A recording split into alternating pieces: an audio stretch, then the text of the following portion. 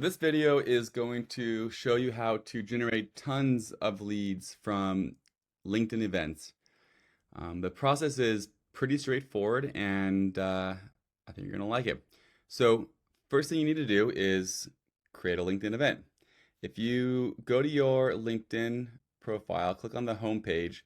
On the left-hand bar, there's a section called Events. Just click on that plus sign to the right and a pop-up will come up here. From there, you want to bring in an image that you want to use for the background image of your event. Create an organizer. Now, this is extremely important because the organizer needs to be a company page. It can't be a personal profile for the intents of what we're trying to do is generate leads. So it needs to be a company page in order for the pop-up of requiring a registration form to be allowed. So it needs to be a company page in order for this little part to show up. And from there, you're going to be able to put in your LinkedIn or your website's privacy policy.